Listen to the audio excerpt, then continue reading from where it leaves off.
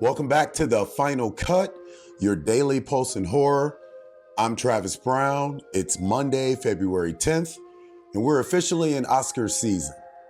Over the weekend, we had major award show surprises, a Super Bowl trailer drop, and an eerie new horror acquisition from EFM. We're breaking it all down, but first, don't forget to follow us at HMU NCUT on all platforms and subscribe so you never miss an episode. Let's dive right in. First up, could this be a glimpse of what's to come at the Oscars?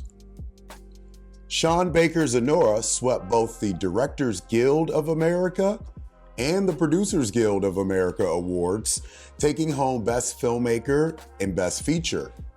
This is significant because the last time a film won in these categories, it is often predicted the Best Picture and Best Director winners at the Academy Awards.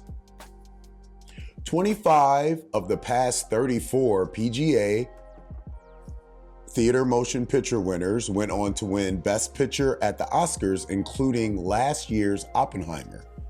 19 of the last 22 DGA winners have gone on to win Best Director at the Oscars. With Anora also taking Best Picture at the Critics' Choice Awards, the momentum is undeniable.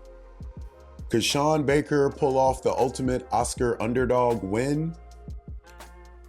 We'll find out on March 2nd when the 97th Academy Awards airs on ABC and Hulu.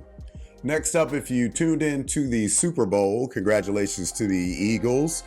You probably caught M3GAN 2.0 and all her AI-fueled, knife-wielding, dancing-splitting glory.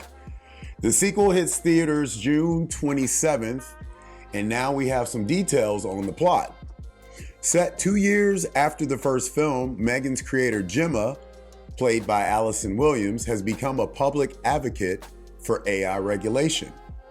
Her niece Katie, played by Violet McGraw, is now a rebellious 14-year-old living under Gemma's strict watch.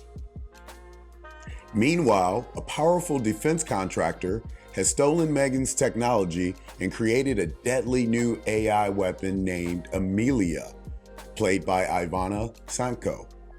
But as Amelia begins thinking for herself, she quickly realizes she no longer wants to take orders from humans.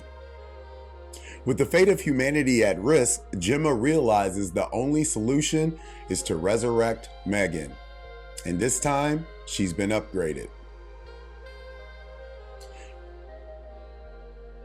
This should be a nice little AI sci-fi thrower showdown for the ages. Kind of reminds me of like a Frankenstein, Dracula, werewolf type situation. We'll have to check this out and see more. And don't forget, they also released a longer teaser on the official website for M3GAN. More news on that coming soon. And lastly, more news coming out of EFM. And this time is from the UK distribution company, Bluefinch.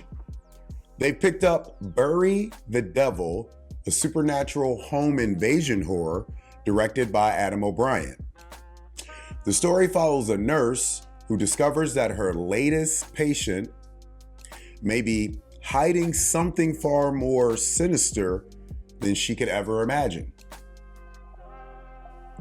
Written by John Patrizzi and Brad Hodson, the film is being produced by genre veterans Philip Callan-Hajou and Benoit Below, who's worked on everything from The Sacrifice Game and Turbo Kid and some of those recent titles. Bury the Devil was shot as a one-take horror film, adding to the tension and immersion. Bluefinch films will begin international sales at the upcoming European film market, with the festival debut expected later this year. Today's take: horror has always had a complicated relationship with the Oscars, but is this the year that finally changes? We've seen some great genre success stories before, The Silence of the Lambs, Get Out, The Shape of Water, all broke through the Academy's resistance. But with Anora, The Substance, Nosferatu, and Alien Romulus securing nominations, could this be the strongest year for horror yet? And what about the future? Does horror need its own dedicated award show like the Chainsaw Awards on a larger scale? Or is it finally being accepted as a legitimate cinema? Let us know your thoughts in the comments. That's it for today's episode of The Final Cut, your daily pulse in horror.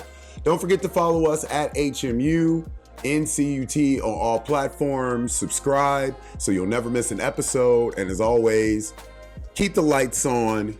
We will see you tomorrow.